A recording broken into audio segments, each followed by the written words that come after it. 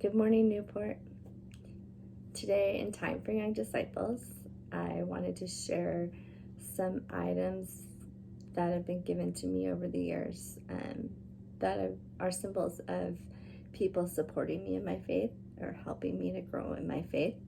And so they're things that I've kept in my room or in special places over time. And maybe in your home you have some special items that help you remember God or learn about God.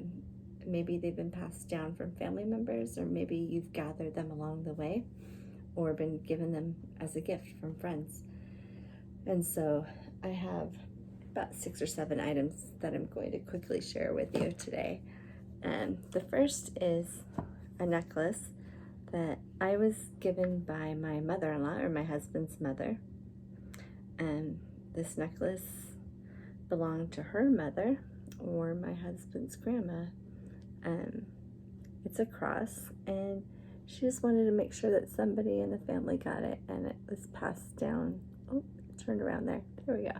And then it was passed down in the family, so she gave me that necklace.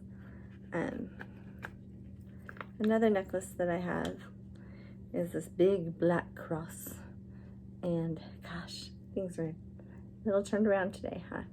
So a big black cross that I wouldn't normally wear this every day. I wear it once in a while on special occasions, and it was given to me the first church that I worked in. There was a woman who was 90 years old, and she believed that everybody who was leader in worship needed to have a big cross necklace to wear when they led worship.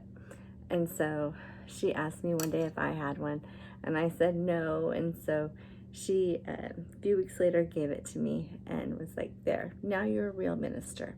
And so it's an important gift to me. I'll wear it on important days when I'm leading worship, and I don't think you have to have a big black cross to lead worship, or a big necklace, but it's special to me, so I have it still. And there's another necklace that I have somewhere. I think I lost it, but I don't know. Maybe I hope it's just misplaced. And it's a necklace my aunt gave to me when I was a teenager, and it's another cross, and it was just a way for her to say I love you, and I'm praying for you, and I support you in your life. So I don't know where that one is. I'm sad that I lost it, but I'm still able to tell the story and remember, and just glad that she was a part of my life. So I have a couple more items here. There's a Bible that was given to me when I was in 2nd grade and has some tabs on it. And that was given to me by my home church growing up. And then this Bible my mother gave to me when I was a teenager, the student Bible. She decided I needed something for teenagers. And then another Bible that I have several, but this one I just got recently. This Bible belonged to my grandmother, and it was my mother's mother, so it was given to her by her mother and father. I don't know if that's backwards, but in 1932. And it's a really old Bible, and I just have it as kind of a heritage of faith in our family. So, and then the final thing that I have here is called an Advent wreath. And Advent is usually celebrated, the season is a season celebrated right before Christmas. The candles are a little odd today, but and these candles are lit in the weeks before Christmas, and we remember that the birth of Christ is soon to be celebrated, and we remember that Jesus' birth reminds us that God is with us. And so right now we're in Pentecost. We still have several months before we get to Advent. But this particular Advent wreath belonged to my mother. She died not too long ago, and so I have this. I remember as a child we would light the candles, and then sing a hymn and say a prayer, read a Bible verse, and eat dinner together every night during the season of Advent. And we don't do that all the time in my family now, but it's something that reminds me of faith, and reminds me that God is with us. And I hope to share that with my children too. In the Bible story that we'll learn today or hear of in worship, when Amy reads it in a little bit, it's a story about King David bringing an ark to Jerusalem. And when you hear the word ark, you might think of Noah's Ark with the animals and the flood, the arky. And this one is a different ark. There's 2 arks mentioned in the Bible. So Noah's Ark and then the Ark of the Covenant. And it's a box that was gold, and there's cherubim on it, and it was carried by 4 people. The Israelites were nomadic people, so they traveled until they finally had a land, which they went through battle, which is a little questionable the way that they went about that, but they carried this ark with them wherever they went.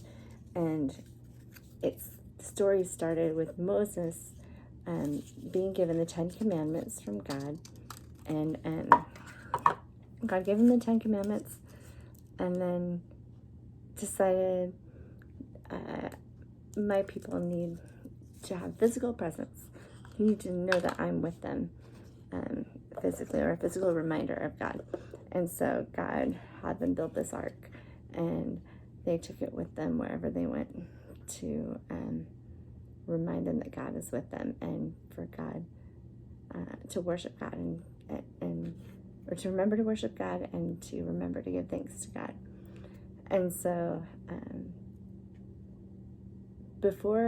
about 20 years before David became king, the Philistines, an enemy of that group of people,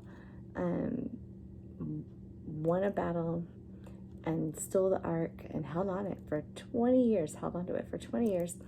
And then when David became king, he remembered that the ark was there, and he wanted Jerusalem to have a special place to honor God and remind the people of God, and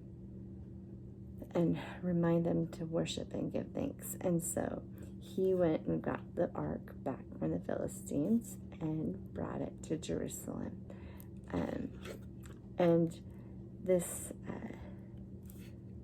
kind of makes me think, so it is a reminder to people to teach their children to worship God, and a reminder to follow the 10 best ways, the commandments that God gave Moses to give to the people, best ways to love God and love one another. And so I wonder if the people of Israel still remembered to follow God and tell their children about the 10 commandments, or the 10 best ways to live, when they didn't have the Ark of the Covenant around them, when it was gone for 20 years. I wonder if they were sad because they didn't have it with them. I wonder if they were a lot happier, or if it was easier to remember when they had the ark with them later in Jerusalem. And this makes me think about our worship service today, and I wonder how people feel about being in person, or at the church building, or at home joining through Zoom, like I am with my family today. I wonder if some people are glad to be in the building because it reminds them of God, or reminds them of Jesus and being with a family of faith after such a long time of not being there. I wonder if some people who are worshiping at home kind of wish they could be in that space because they miss seeing things in the building, or miss the people that remind them of their faith in God. And so I wonder if they wish they could be in that space.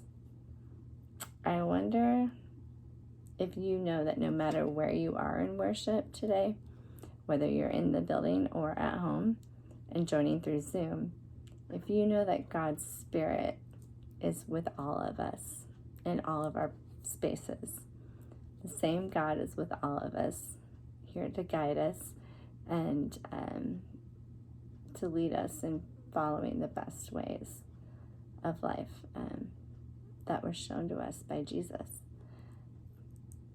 So I'm thankful that we can still share stories and have memories of worshiping God and learn how to live like Jesus together, no matter where we are, whether you're in the building or you're at home and on Zoom.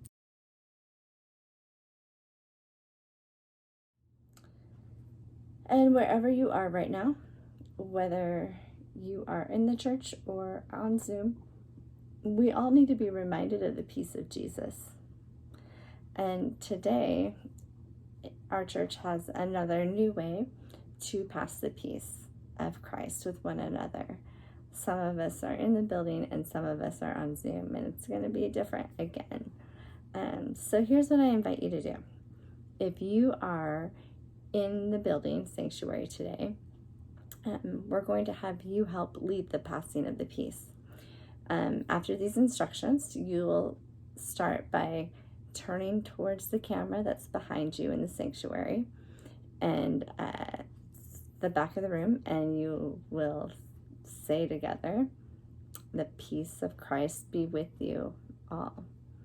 And then you can wave and greet those of us on Zoom with peace, and the rest of us on Zoom and in the space at Newport can say, and also with you. And those of us on Zoom also, you'll be able to unmute and say hello to everybody like we've been doing for the past year, and they'll be able to hear us in the sanctuary as well. And one final note for those who are in the sanctuary, please remember to respect one another's social distancing wishes and offer a hand signal or an elbow bump. And with that, I'd like to invite those of us who are on Zoom to unmute, and those who are in the sanctuary to turn around and look at the camera and say, "The peace of Christ be with you all."